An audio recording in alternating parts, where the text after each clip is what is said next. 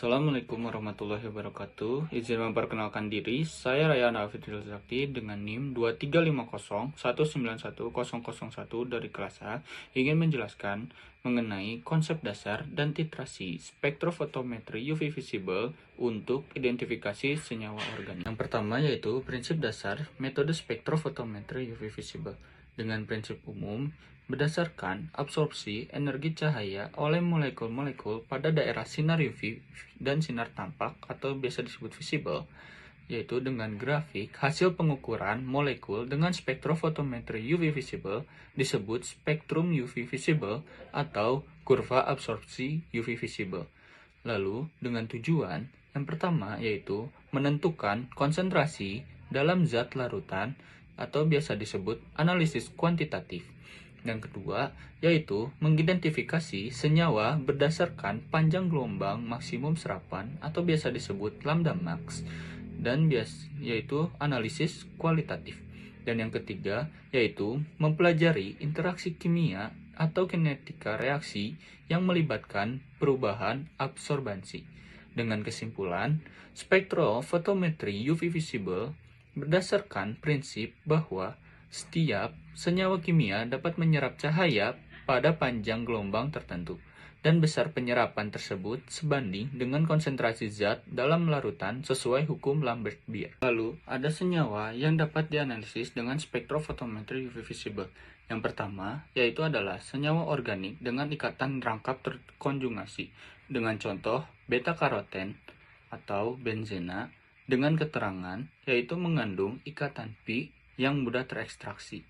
Lalu yang kedua yaitu adalah senyawa dengan gugus kromofor, dengan contoh COOH yang dapat dengan mudah menyerap cahaya.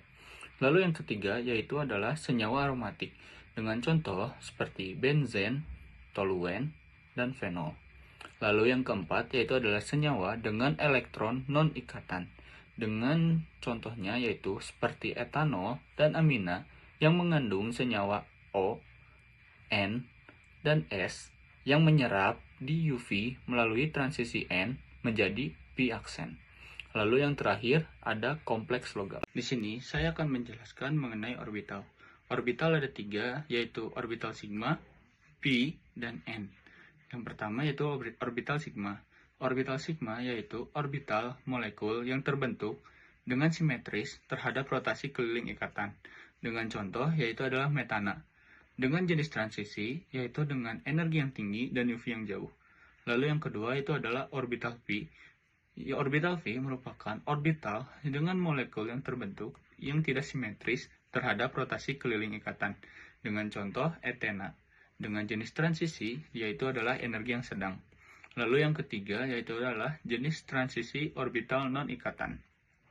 Orbital non-ikatan yaitu adalah jika dalam suatu molekul orbital tidak berinteraksi dengan orbital lainnya. Dengan contoh yaitu adalah oksigen pada H2O dan N pada NH3 dengan jenis transisi yaitu adalah energi yang lebih rendah. Lalu ada faktor yang mempengaruhi pergeseran panjang gelombang UV visible.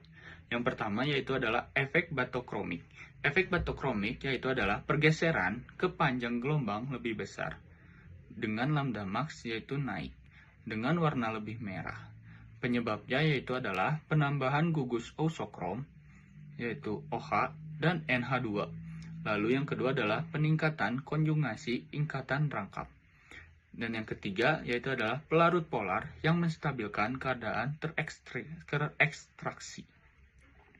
Dan kedua yaitu adalah efek hypsokromik, yaitu adalah pergeseran ke panjang gelombang yang lebih kecil dengan perubahan warna lebih biru.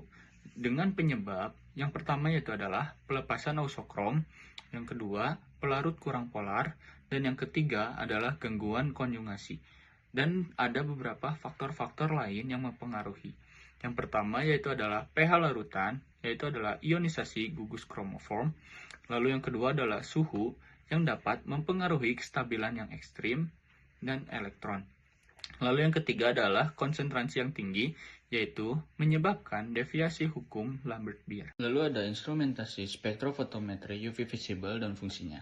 Yang pertama yaitu sumber cahaya menyediakan sinar UV dan visible yaitu lampu deuterium dengan UV 200-400 nm, dan tungsten halogen dengan visibility 400-800 nm.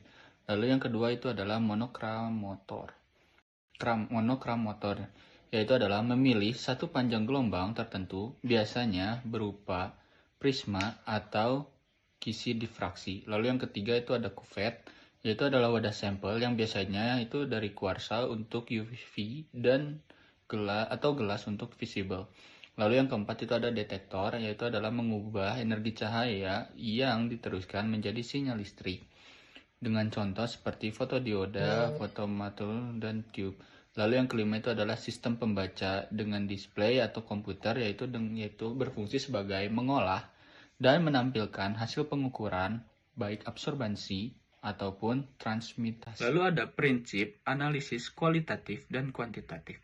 Di sini saya akan menjelaskan mengenai analisis kualitatif. Yang pertama yaitu adalah berdasarkan panjang gelombang maksimum, yaitu lambda max yang diserap zat. Yang kedua, setiap senyawa memiliki lambda max khas tergantung struktur dan gugus kromofornya. Dengan contoh, benzena memiliki lambda max sekitar 254 Nm. Lalu yang kedua adalah analisis kuantitatif, yaitu adalah berdasarkan hubungan antara absorbansi dan konsentrasi, yaitu dijelaskan di hukum Lambert-Beer. Yang kedua yaitu adalah dilakukan dengan membuat kurva kalibrasi, dan yang ketiga adalah konsentrasi sampel dapat dihitung dari absorbansi yang terukur. Lalu ada kelebihan dan kekurangan metode spektrofotometri UV visible, yaitu dengan kelebihan yang pertama yaitu adalah cepat dan sederhana. Lalu yang kedua itu adalah sensitivitas yang cukup tinggi. Yang ketiga itu dapat digunakan untuk analisis kualitatif dan kuantitatif. Dan yang keempat yaitu dapat digunakan untuk reaksi kinetika. Yang kelima, instrumen mudah dioperasikan. Dengan kekurangan spektrofotometri UV visible, yang pertama yaitu adalah tidak semua dapat menyerap di UV visible. Lalu yang kedua, dapat terganggu oleh adanya pengotor atau pelarut. Dan yang ketiga, hanya cocok untuk larutan yang jernih atau tidak keruh. Dan yang keempat, hasil dipengaruhi itu adalah pH, suhu, dan pelarut. Dan yang kelima, membutuhkan kalibrasi dan belangko yang akurat. Sekian penjelasan dari saya, kurang lebihnya saya mohon maaf. Wassalamualaikum warahmatullahi wabarakatuh.